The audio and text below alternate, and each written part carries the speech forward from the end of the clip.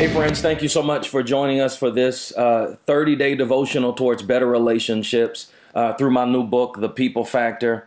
I'm so excited that you've decided to read it. If you haven't gotten a copy of it, make sure that you pick it up. I really believe that this is the year to do relationships better.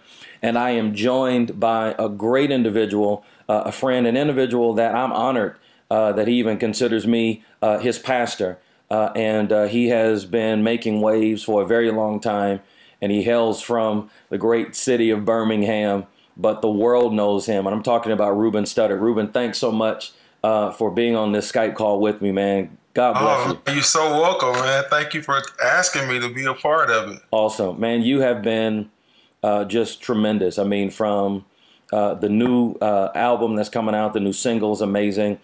From The Biggest Loser, and you've really just displayed to the world your commitment to healthy living and really just making a difference, not only through music, but through a number of things. You've got the marathon that you do here in Birmingham and a lot of other humanitarian efforts. So it's an honor to have you on this call. Thank you. I was really moved by you when I sent you a copy of the book and you talked about how much it blessed you. And just for a little bit, I'd love to talk about chapter 1 out of many of the books. I mean, out of many of the chapters that you read. One of the things you said to me as Pastor Van, the chapter 1, the law of being real, really jumped out at me. And I'd love to hear your feedback on why you feel like that notion of being real is so important at this level of your life with all that you're doing around the world. Why do you think that that's significant for you and for better relationships? I think the first thing for me is that, I have to, I meet so many people and with the job that I do, and it's, and so many emotions are tied to people's experience with me. Yeah. And, in the beginning of my career, I found it really hard to, kind of balance what was healthy in allowing people in my space, that are fans, and also finding what was the right response to give them when I really am not feeling like doing everything that people are asking. And I think that this book, especially in the first chapter, it gave me confidence in the fact that it's okay to say, I'm tired this morning, but come on, let's take a picture, and I'm actually in a hurry. I don't, want to hurt your feelings, instead of me just sucking it in and saying, no, I'm not, I don't have anywhere to go. Take your time.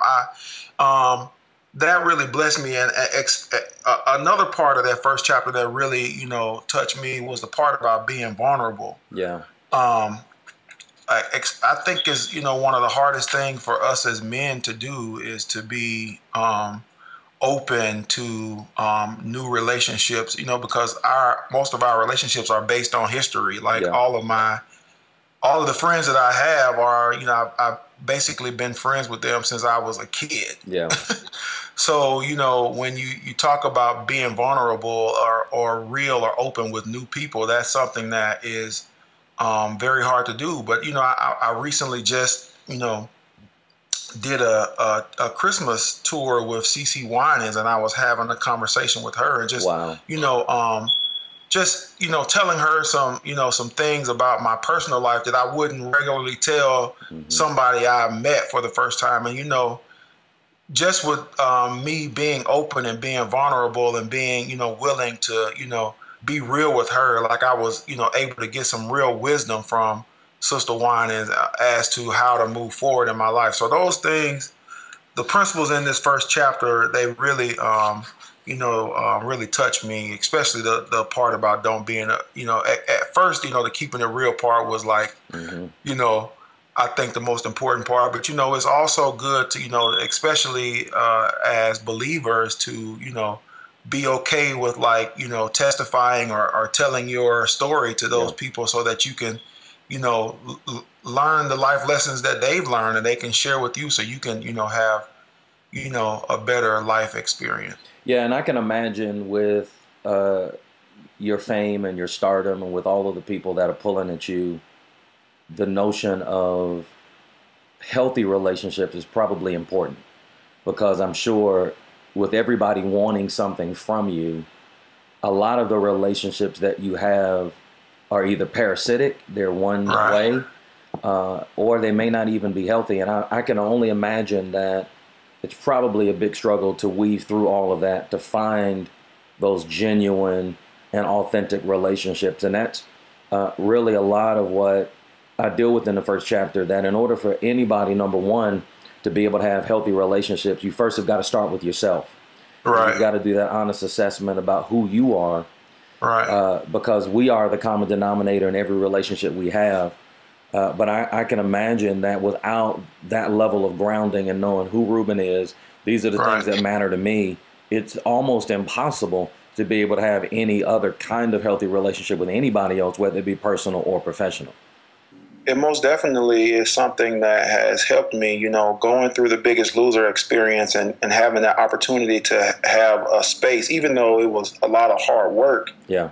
Having the opportunity to have a space where I can just think and really pray and learn who I am through, you know, through counseling and all kinds of things. But, you know, it was a really great experience for me, but it also helped me, you know, forgive a lot of things that I've gone through, and also move forward. Like, that's the most important thing in life, is to be able to move forward. And I am most definitely doing that now. And, you know, I have a lot of great, healthy relationships, and it also brings you back to the people that are the most important. Mm-hmm.